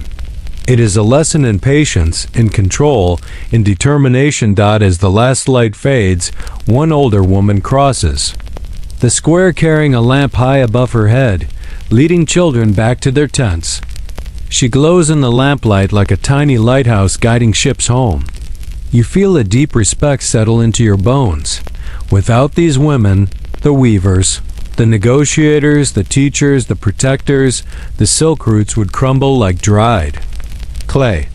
They are the quiet captains, steering trade through storms of greed, sand, and endless danger. And as you watch them fade into the night, their scarves catching the last glimmer of firelight, you know tomorrow they will rise before the first hint of dawn, ready to begin the dance all over again. The desert sleeps lightly, and so do you. Sometime past midnight, you wake to hushed shouts, the sound of hurried footsteps, and a muffled curse. It takes a moment to register. Thieves. A band of desperate raiders has slipped into the market. Under the cover of darkness. You rise cautiously, eyes scanning for movement. Shapes dart between tents, and then you hear a camel's angry bawl, the kind of panicked noise that means someone tried to lead it away too quickly. Traders and guards spring to life, grabbing sticks, knives, anything close at hand. The desert, after all, is not a place of endless peace. These goods, silk, spices, gold, ivory, are simply too tempting. And punishments out here are as peculiar as they are harsh. A group of guards corners a thief trying to cut a bolt of blue silk from a bundle. His face is pale in the lantern. Low, eyes wide with fear. You feel a little sorry for him. Hunger and hope can turn anyone into a risk-taker. But mercy isn't common tonight. Historians still argue whether punishments in these desert markets were laid down by local chiefs or decided on the spot by the caravan bosses. Tonight, it looks like the bosses are the law. One raises a fick. Staff, another shouts an order, and the thief is hauled toward a circle of elders who serve as a makeshift court. The elders are no strangers to desperate men. They question the thief, their voices calm, almost bored, as if they've seen this 100 times. He stammers that his children are starving, that he meant no true harm. One woman steps forward from the crowd, demanding her stolen silk be returned, her voice fierce as any general's. They weigh the story, they weigh the evidence, and finally the punishment is chosen. The thief is tied to a post for a night, forced to stand while everyone sees his shame. No lashes, no beating, just a lesson carved into pride. You probably won't survive this. You think, if you steal from a caravan, there is no forgiveness for endangering the entire trade. Still, there is a peculiar gentleness in a way to how they treat him. Someone gives him water, another hands him a rag to wipe sweat from his eyes. The desert is cruel but not senseless. They will release him tomorrow, bruised in spirit but alive. As the night settles again, you notice other guards checking every pack, inspecting every knot, making sure no more thieves lurk nearby. The mood is tense, but no one dares go back to sleep until they are sure. You lie back down eventually, head buzzing with the rhythm of desert justice. Peculiar, practical, and painfully public. Maybe that is the best way to keep order where the law is only as strong as the nearest spear. Historians still argue whether these punishments were meant to truly reform or only to scare off the next thief. You think maybe both. Out here, survival is a team sport and trust is its only foundation. A group of traders talks quietly near you, comparing stories of past raids. A camel caravan once lost half its cargo to a gang disguised as holy men. Another story tells of a woman who fought off 3 bandits with nothing but a cooking pot. There is laughter, dry and a bit ragged, but laughter all the same. You feel a sense of belonging here, oddly enough. Even these harsh rules are a kind of comfort, a promise that someone will stand up for your safety when the desert turns mean. By dawn, the thief still stands by the post, weary but alive. The market begins to hum again, as if the night had never happened. That is the desert's gift. It forgets quickly, wipes the slate clean each sunrise. People start to gather for prayers, faces turn toward the pink glow on the horizon. Even. The guards pause, bowing their heads. You feel the hush settle, a moment of pure calm. When prayers end, a guard cuts the ropes binding the thief. The man stumbles forward, dazed but free, and no one spits at him, no one strikes him. They simply move on, because holding a grudge costs too much water and too much energy out here. You watch him walk away, eyes darting around the market, probably wondering if he'll be allowed to trade again someday. Maybe he will. The desert punishes but rarely destroys. As the sun rises, its warmth sweeping across the dunes, you sense the day will be hard, but maybe lighter for everyone. The night's lesson is done. The market resets, and the desert returns to its endless rhythm of trade and hope. Somewhere nearby, a merchant reties her silk bundles, checking every fold just in case. Another trader counts his jars of pepper again, suspicious but calmer. Life goes on, step by dusty step, heartbeat by heartbeat, all of it balanced between trust and terror. And you, with a fresh respect for the quiet, fierce laws of these desert roots, pick up your pack and get ready to march again. The road is still long, The danger's still real, but this caravan will keep moving forward as it has for 1,000 years. As the new day finds its stride, you sense something curious woven into the morning routine. Traders slip simple necklaces over their heads, tie bright cloth around camel horns, murmur quiet words into the rising breeze. These are charms. Amulets, talismans, tiny shields against all the desert's tricks. One merchant shows you a bead made of red stone, chipped and worn from years of touching. He says it protects against the eye of envy, the jealous gaze that might curse your journey. You turn it over in your fingers, wondering how something so small could hold so much hope. Historians still argue whether these superstitions came from Nubian beliefs, Egyptian temples, or even distant Arabian traders, but the desert doesn't mind mixing faiths.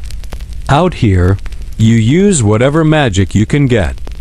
A camel handler explains how he pins a strip of woven cloth to each animal's harness, dyed with crushed pomegranate skin.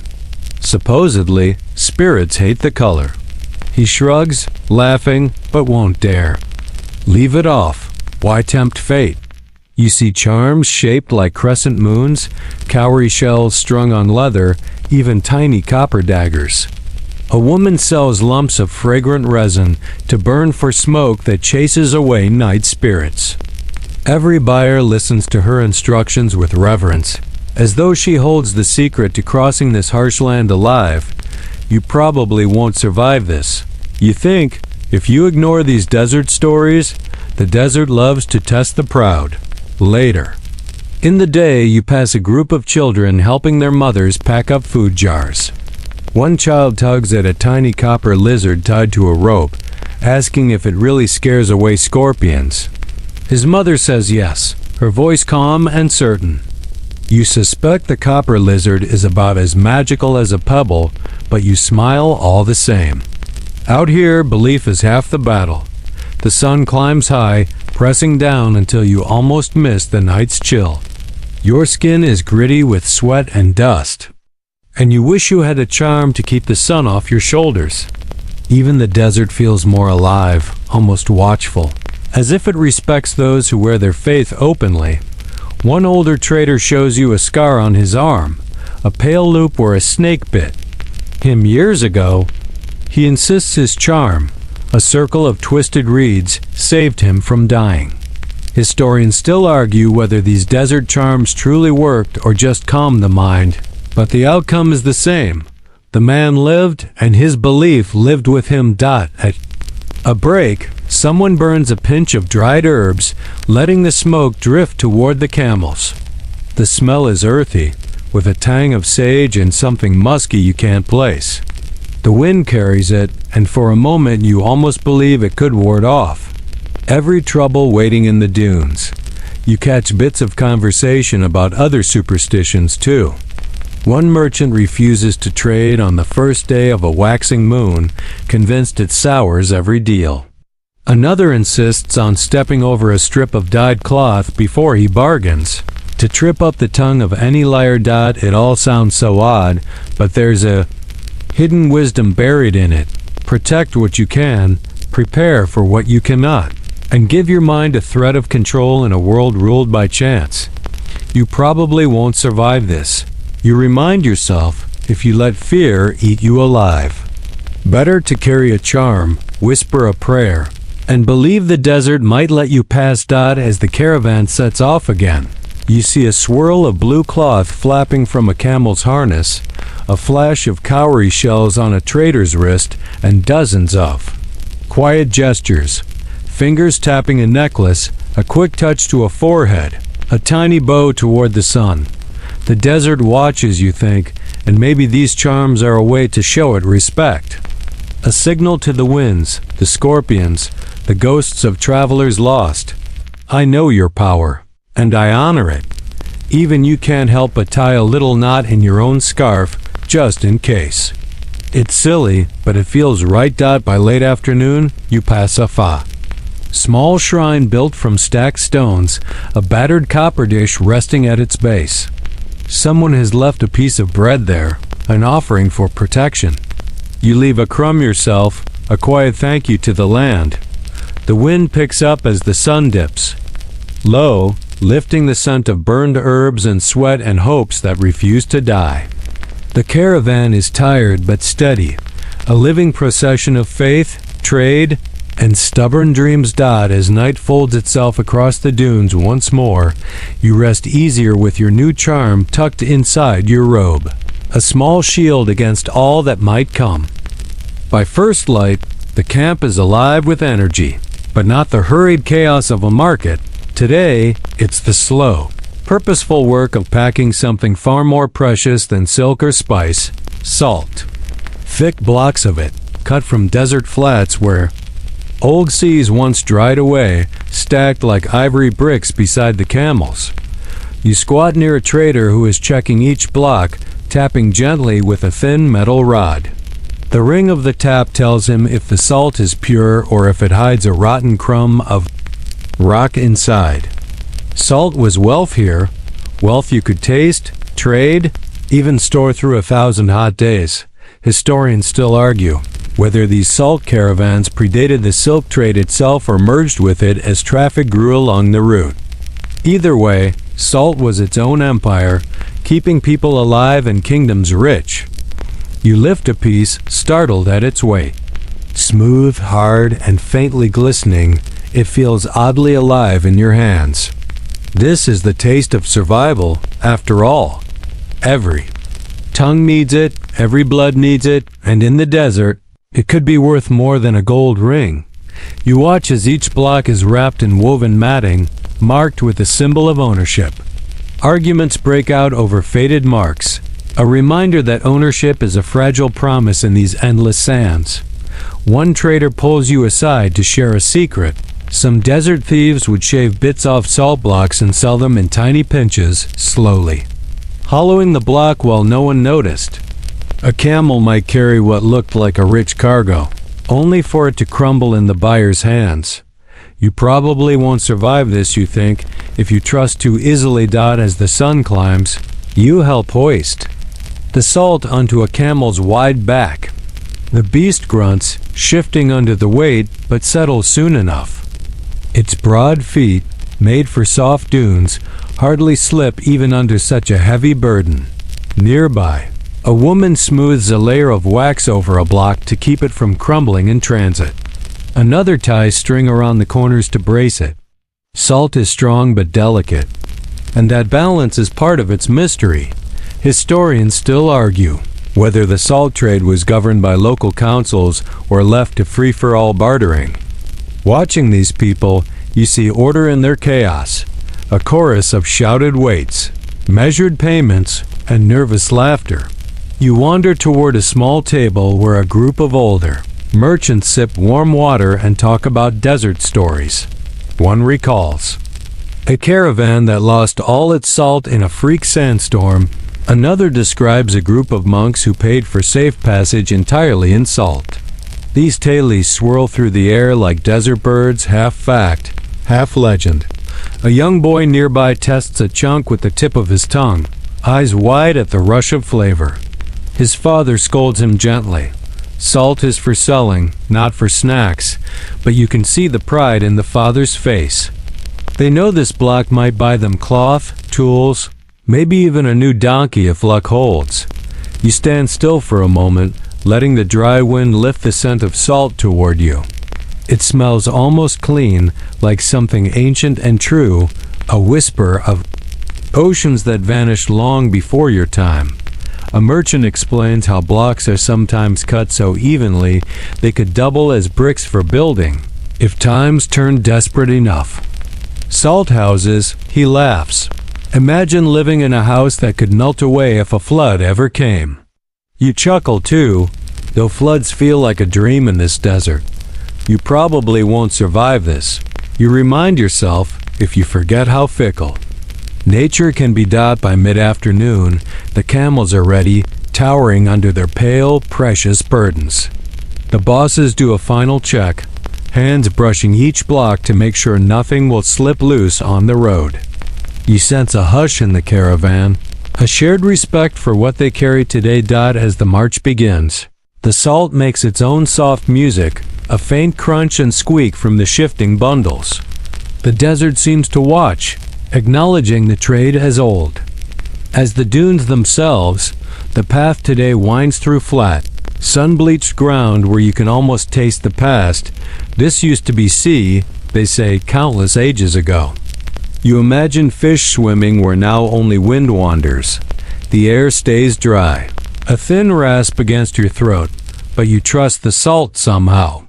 It feels protective, like carrying a small blessing, even if the desert tries to strip everything else.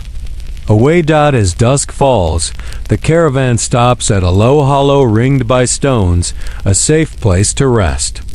The camels kneel, groaning, grateful for a pause. Traders fuss over the salt, patting each block like a beloved child.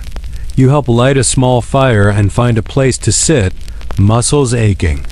One old man jokes, "May the spirits let us keep every grain." You smile, repeating the wish in your heart. Under a sky splashed with stars, you think about salt's power. It can heal wounds, feed animals, buy friendship, even keep the demons of thirst away. The blocks stacked beside you feel like a fortress, a fragile yet mighty wall against the desert's hungry silence. And as you drift towards sleep, you promise yourself to treat every pinch with the respect it deserves, because out here, salt isn't just a spice. It is survival. Morning comes with a strange, clammy chill, and at first you're confused. Wasn't this supposed to be a land of endless dryness? But then the wind changes, carrying a heavy scent of water and a distant rumble of something big moving across the sky. Monsoon storms, people whisper. Rare, but real enough to scatter any caravan's plans. You look west, where a bank of rolling gray clouds threatens to swallow the horizon. The traders glance at one another with worried eyes. The desert is no friend to water. A downpour can turn hard-packed trails into mud traps that swallow camels to the belly. Historians still argue whether these storms arrived on predictable cycles or followed no rules at all. But everyone agrees, a monsoon here is a kind of cosmic prank, a joke the land plays once in a while to remind you who is boss. You tighten your scarf against the damp wind as someone yells instructions. Canvas covers are thrown over silk bolts, salt blocks are hastily tied with waxy cloth to keep them from dissolving. A group of women gather the children, moving them under the largest tents as the first drops start to patter. The smell is overwhelming, like crushed rock and clean air. You might almost call it beautiful if you didn't know what was coming next. A merchant next to you sighs, "You probably won't survive this if you think water is your friend." Minutes later, the rain hits. It comes hard, a pounding torrent that clatters on everything. Pots, camel packs, your own shoulders. The ground drinks until it can't anymore, then turns to slick clay. You feel your feet slip, grabbing a donkey's reins to steady yourself. The camels complain in long, moaning bellows, their broad feet struggling to keep a grip. A few slip, rolling to their knees, cargo nearly spilling. Shouts rise as traders scramble to keep ivory from cracking, to keep dyes from running, to keep salt from vanishing into pale, soggy lumps. You try to help, grabbing hold of a flapping cloth, tying it tight around a silk bundle. The water beats your face, stinging with a shock of cold. You taste dust and rain together, a bitter, thrilling flavor that no poet could ever fully capture. Historians still argue whether these storms helped more than harmed, soaking underground wells, washing pests away. Right now, though, it feels like the worst enemy the desert could send. You step back to catch your breath, eyes scanning the chaos. A child screams for a lost toy. A goat skitters in panic through puddles. It is mayhem, but there is a rough beauty to it. People working together, shouting, grabbing, pulling, helping. A trader hauls a silk pack from a rising mud hole, water sloshing around his ankles. Another woman wades through to rescue a basket of dates. You realize how quickly priorities change in a storm. Forget profit. Forget pride. Just keep what you can from drowning got lightning cracks above, a jagged white line that burns the sky. You shiver, wondering if it's the same lightning that once scorched the first trader's path 1,000 years ago. The thunder follows, loud enough to rattle your chest. Still, no one runs away. They stay, because to leave means abandoning everything they own, and the desert will never forgive that kind of loss. You probably won't survive this, you remind yourself, if you think you can just start fresh tomorrow. Hours pass before the rain eases. The earth is a mess, streaked with rivulets of brown water, smelling like damp wool and scorched hope. You help stand up a camel, its legs trembling, and pat its side until it steadies. The children peek out from under the tents, eyes wide. Some laugh, delighted by puddles. Others cling to their mothers, afraid the sky might break open again. You smile at them, trying to offer calm. People begin to move carefully, testing the mud, seeing what survived. Someone counts salt blocks, a grim face tallying which ones have dissolved beyond saving. A spice trader opens a clay jar to find wet, ruined pepper, and you hear him swear under his breath. Yet there is relief too. No one died. No major fights, no bandit attack during the chaos. The desert is cruel, but it could have been worse. As night comes, the smell of wet earth clings to you like a second skin. The air feels softer, cooler, as if the storm left a gift behind. A woman near the well kneels to give thanks, letting rainwater drip from her hands like a prayer. Historians still argue whether monsoons were blessings or curses, but tonight you feel grateful to have seen one and grateful to have survived. Settling. In near a tiny cook fire, you watch steam rise from damp blankets, people spreading them to dry. You share a smile with another trader, the two of you acknowledging without words that you are tougher than any rain. And as you drift toward sleep, you hear the last drops pattering off the tent cloth, like a lullaby, reminding you that even the harshest lands can sometimes wash themselves clean. At first light, the air is fresh with a sweetness you haven't smelled in days, the rain's gift, wrung from a sky that almost never weeps. You rise from your mat stiff and sore, blinking at the muddy ground now littered with tracks. Camel. Hooves, bare feet, delicate birds that dared return once the storm had passed. Today, you'll get a taste of desert hospitality, a kindness that might surprise you after all that struggle. The traders gather their loads, but a family nearby waves you over, welcoming you into their circle. They have laid out flatbread, warm and earthy, its smell mixing with the soft steam of a clay pot of lentil stew. You sit cross-legged, soaking up the heat of their small fire, and accept a chunk of bread. The woman of the house, or of the tent more accurately, smiles and gestures for you to dip it into the stew. The taste is humble, salty, rich with a faint spice of coriander. It feels like a feast after days of cold, quick bites. Historians still argue whether these desert families gave food from genuine generosity or to earn protective alliances. But here, with the stew warming your belly, the reason hardly matters. Hospitality is survival. You cannot cross these routes alone. You will starve for a friend before you starve for water. A young boy leans closer to show you a clay bowl, carefully etched with tiny gazelles. His pride shines even though a chip mars one side.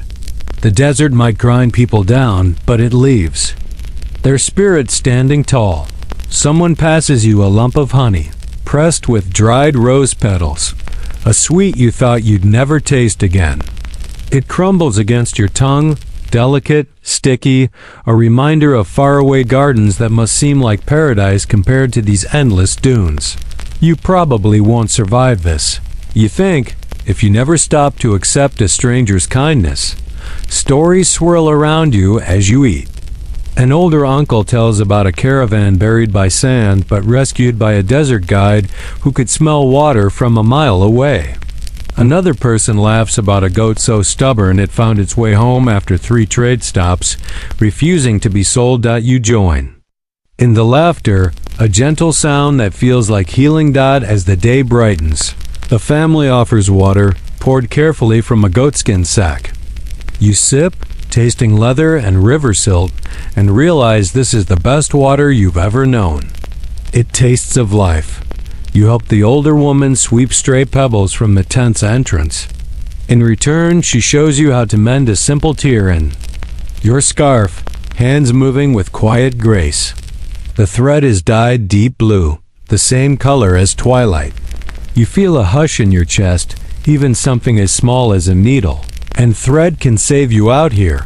Historians still argue if these practical arts, sewing, bread baking, water storing, were taught more carefully in the desert than anywhere else. It makes sense. Here, every mistake is magnified by sun and distance.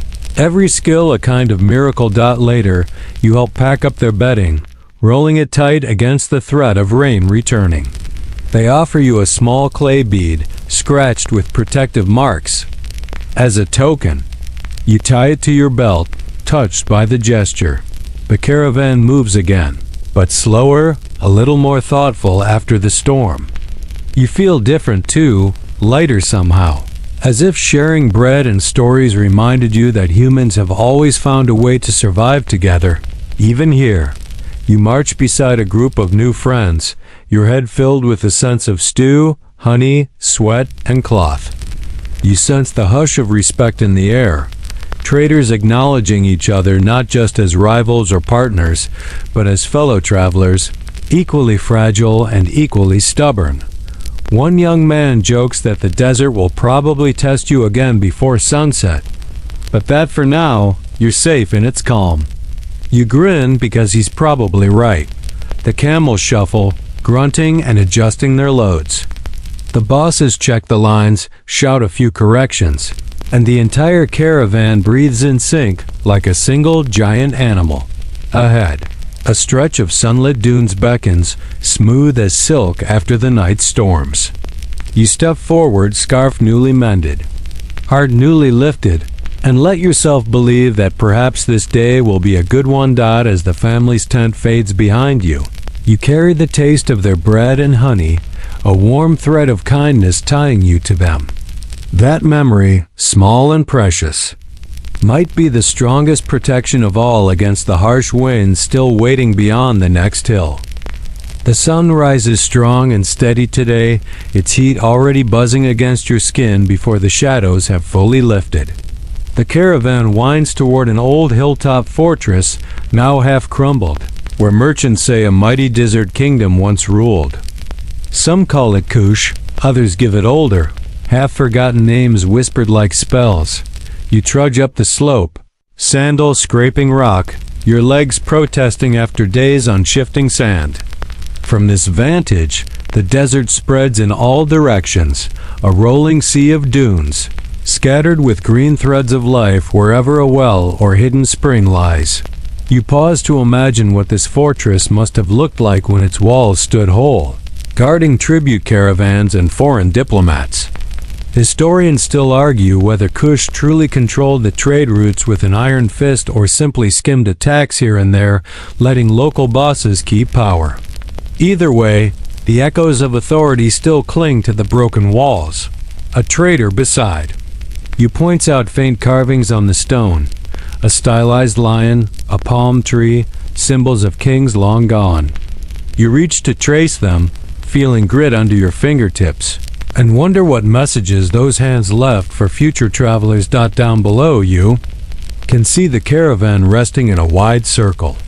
From up here, the people look like tiny insects, busy with their goods and gossip. A breeze lifts across the hilltop, cooling your sweat just enough to let you think clearly again. A woman arrives carrying clay pots painted in earth-red dye. She lays them out carefully near the fortress gate, hoping to sell water to any thirsty merchant who dares the climb. You buy a small sip, letting the coolness settle in your throat. The pots lip rough against your mouth. She tells you of a local story. A queen of Kush who rode with caravans dressed in fine linen, overseeing traders' self, striking fear into thieves. Whether that queen ever existed, who knows? But her legend still lives here, breathing among these old stones. You probably won't survive this, you think, if you dismiss such tales too quickly. In the desert, a story can be a shield as strong as any spear. The conversation shifts as a group of younger traders joins you, bragging about who can spot distant storms first or smell a dried-up well before anyone else. It feels good to laugh, even as the past stares down at you through broken battlements. One older man sits on a block of stone, crumbling bread into his palm. He shares a chunk with you and sighs, remembering his grandfather's stories of Kush armies that guarded the road. No bandit dared challenge them, he says, eyes distant. Maybe memory exaggerates, or maybe not. Historians still argue whether those old armies ever truly protected travelers or simply extorted them. But for a moment, with the sun high and the breeze steady, it feels safe to believe that once the desert was ruled by protectors instead of thieves. You helped the woman gather the empty pots, giving her a few extra coins, then wandered to a low archway that still stands, battered but proud. Your shadow stretches long across the faded stone, joining countless other travelers who must have passed here, each leaving behind a dream of survival. A pair of boys play near the arch, chasing each other with sticks, pretending to be guards of the Kushite kings. Their laughter echoes through the ruins, sharper than any hawk's cry, defying time itself. You find a quiet place to sit, letting your heart beat slow, the hush of wind singing through broken window slots. The fortress feels half haunted, half comforting, as if it still remembers how to welcome strangers. One trader sets down a clay figure, tiny and delicate, on a ledge near the gate, a small gift to the spirits of the road. You follow his lead, placing a pebble, simple and plain, but meaningful. The desert sees even the smallest offerings dot as you prepare to leave. You look back one last time, imagining banners snapping from the high towers, soldiers standing watch, markets humming with music and laughter. Maybe someday the desert will remember that greatness again. You return to the caravan, the hill behind you, its ancient stones fading into the bright day. The merchants are repacking, voices calm after the climb, spirits steadied by the reminder that people have crossed these roads for centuries and lived to tell the tale. You step back into line, feeling stronger somehow, as if the bones of that fortress lent you courage. Ahead, the dunes still wait, rolling and relentless. But you march forward knowing you are part of a story older and richer than any single journey. Night returns like a soft blanket, and you're grateful for it. The sun left its mark on your skin all day, but under this star-splashed sky, the desert feels almost gentle.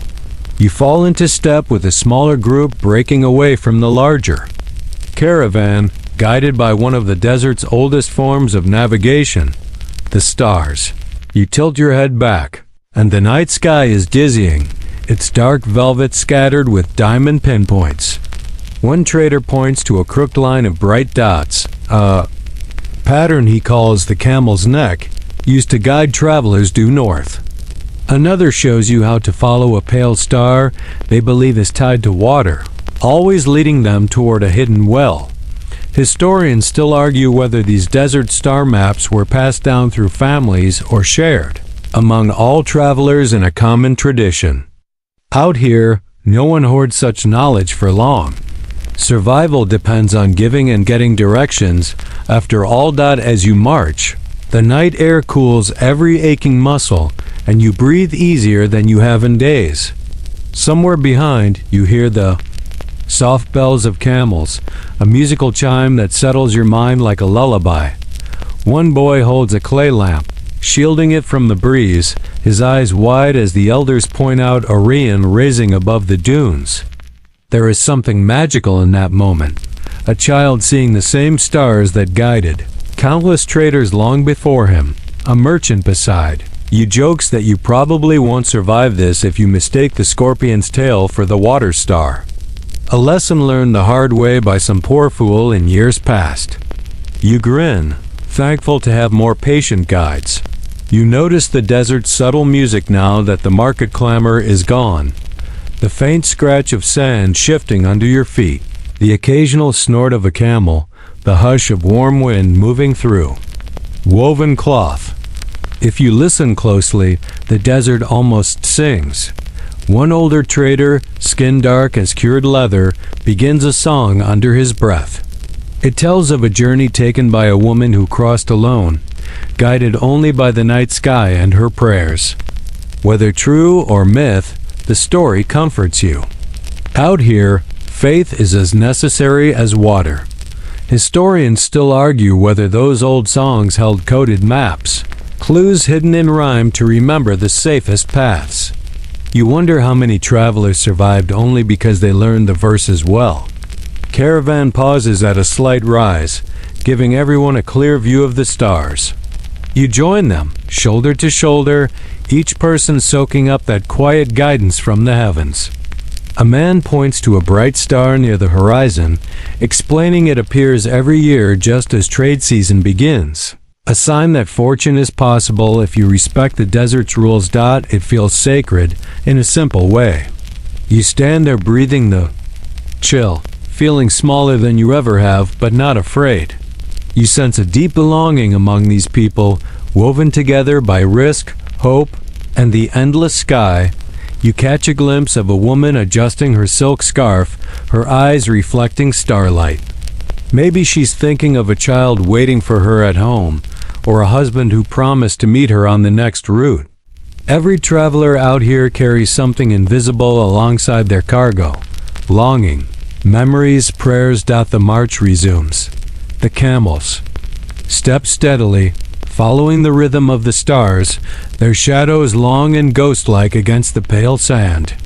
You trail a finger along one of their rough flanks, feeling its warmth and its calm.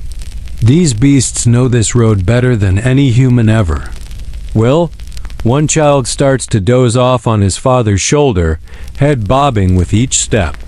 You envy him a little, to trust completely, to sleep through the desert's perils, is the sweetest gift. As the night deepens, you spot campfires blooming like tiny orange flowers across distant dunes. Other caravans, other stories, moving through the same tapestry of trade. There is a comfort in knowing you are not alone, even among strangers. You pause once more to admire the moon. Silver and round tonight, rising so brightly it turns the dunes to gentle waves of milk and pearl.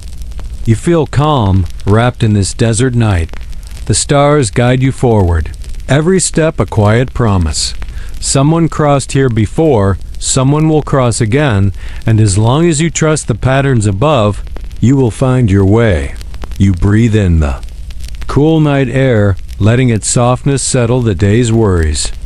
With the sky as your map, and these traders as your family for now, you walk forward with renewed faith toward the next sunrise and whatever it may bring. Morning comes slowly, painting the dunes in blush and gold, and you stand watching it as if seeing fire catch on water. Today, the caravan seems quieter, more thoughtful, as if everyone feels the weight of what they've carried and traded along. These roads: silk, gold, spices, salt. These things have passed from hand to hand, traveling on backs and wagons and dreams, shaping more than one lifetime. As you walk, you begin to notice how these routes left their mark far beyond the desert. Words and songs in distant ports still carry a trace of Sudan's trade tongue. A hint of pepper or a gleam of silk ends up in markets as far away as Rome or Delhi. Historians still argue whether these Sudanese trade webs formed the spine of medieval commerce or were just one strand among many, but you can sense their power. Even today, the patterns of bargaining, the rules of hospitality, the desert laws, they ripple outward, Generation after generation, you think of those earliest traders, risking thirst and storms, guiding silk over dunes under the same stars you used last night. It feels bigger than any one human can hold. Someone beside you points out a patch of herbs growing where a trickle of water seeps through a buried stream. The plant's green is shockingly bright against the tan dunes. Medicinal, he says. Worth its weight in copper. Another reminder. Trade was never just about fancy cloth. It was about survival, healing herbs, spare sandals, clay pots patched and repatched. You pass a trader telling a story of how one great-grandmother carried a single bolt of silk so fine it bought an entire orchard for her family back home. Whether it's true or not, the echo of that tale shows you how trade transforms more than coin. A group of camels passes, burdened with dyed wools in colors so intense they look like someone bottled a rainbow. You trail your fingers across a purple length, cool and impossibly soft. The merchant catches you and winks, only for kings. You grin, imagining how a cloth like this might outlive its owner, passed down, patch by patch, until its story is longer than any written scroll. You probably won't survive this, you think. If you forget how fragile your place is in this grand current, the bosses gather the group for a brief rest under a lone acacia, leaves trembling in the breeze. They talk about the next city. Merchants from as far away as Anatolia will be there, eager to buy Sudanese silk and send it on ships bound for unknown harbors. You realize how these camel steps echo even on distant seas. Historians still argue whether later European trade routes stole these methods or simply borrowed them. But it is clear that Sudan's desert traders knew the game before almost anyone. Woman comes to refill her water skin and tells you that her grandmother's loom still uses patterns learned from a Kushite ancestor. One color for protection, one for peace. It's hard not to feel humbled by how knowledge survives here, stitched straight into the cloth. You move on, letting the camels set their pace. Their steady plodding as soothing as a heartbeat. All around you, good shift. Glass beads from the Red Sea. Honey jars sealed with beeswax, lumps of gum arabic sticky to the touch. Each has a story as long as the desert is wide. As the sun reaches its highest point, the bosses call another water break. You share a sip with a woman selling dried figs, the taste so sharp and sweet that you close your eyes. In that moment, you realize you are tasting centuries. Figs grown from trees seeded by people who once paid their way with a pinch of desert salt. There is a hush around you, the desert breathing with its slow rhythm. You see children learning to tie trade knots, copying their elders with serious faces. You see camels shifting their weight, patient as mountains. And you see traders checking silk bolts, smoothing out the creases with hands hardened by 100 journeys. You probably won't survive this, you think, if you forget that everything here, even a torn cloth or a single grain of salt, is the child of 1,000 other stories. Late in the afternoon, you pass the crumbled arch of what was once a trade station, maybe a resting house, its plaster still clinging to the stone like an old memory. Someone left a scrap of silk tied to a nail there, a quiet blessing to all who pass. You add your own scrap, a tiny ribbon, and whisper a quick wish. May the road be gentle. As night draws closer, the caravan halts again, fires flickering one by one. You share a small dish of lentils with a friend you met only 3 days ago, but feel you've known for years. That is the way of these routes. You come together fast, like family formed by fire and fear, and as you settle in for sleep, you think of silk crossing oceans, of gold changing kingdoms, of pepper and salt reshaping distant cities, all because the desert allowed you, just barely, to pass. The sun greets you softly on what feels like your 100th dawn in these dunes. The caravan is slower now, burdened not just by goods, but by the weight of leaving. You sense it, that hush before a goodbye, when even the wind seems to hesitate.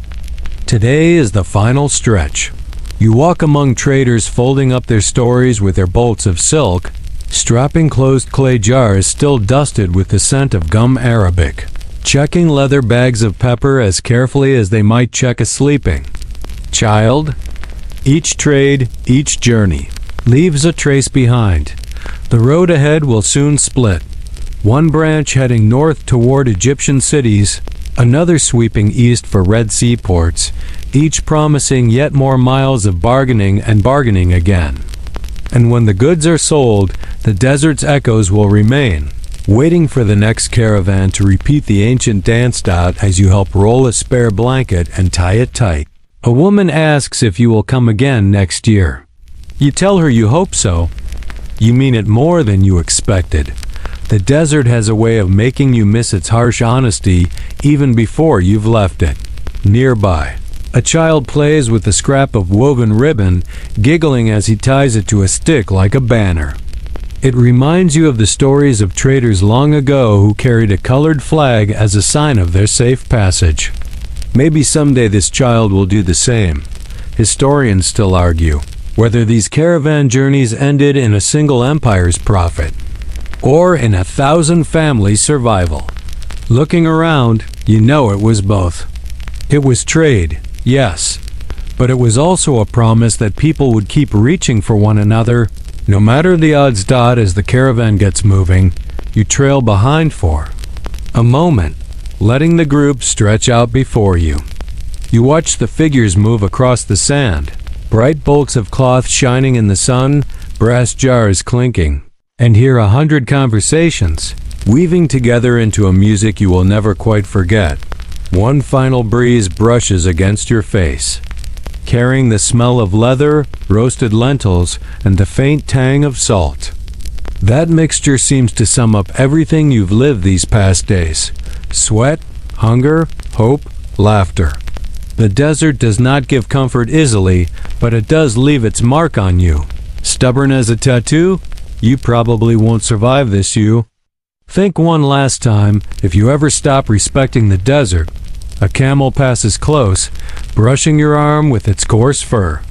You look into its deep brown eyes, as calm as ever, and feel oddly reassured. These animals, after all, know how to keep moving, no matter how many storms or thieves or sun-cracked days they must endure. The bosses raise their voices, calling orders, and the caravan picks up speed.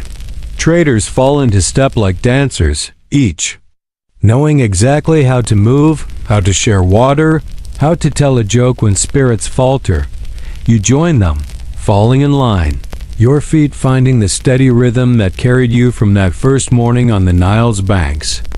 In the hush between conversations, you listen to the breeze, the rustle of cloth, the soft breath of camels. It feels like a lullaby written just for you. Up ahead, the dunes shimmer, rolling and rolling toward the horizon, always offering another test, another chance to prove that trade and trust can live even in a land that seems made to break both dot.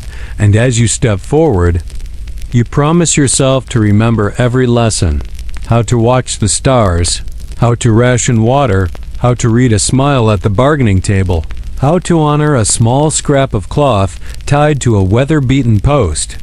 The road goes on, even if you turn away. Caravans will cross here for centuries still, carrying silk and gold, carrying news and dreams, carrying stubborn human hope across an unforgiving sea of sand. And you are part of that story now. One traveler in a line of countless others, your footsteps added to the desert's memory. Now the night falls again, slower, deeper, and calmer than ever. The breeze slips through the camp, touching every fold of cloth, every sleeping animal, every dreamer curled against a friend. The desert grows quiet, a silence so wide you might believe you hear the dunes breathing. Your eyes feel heavy, as though the long march has finally been allowed to rest inside you.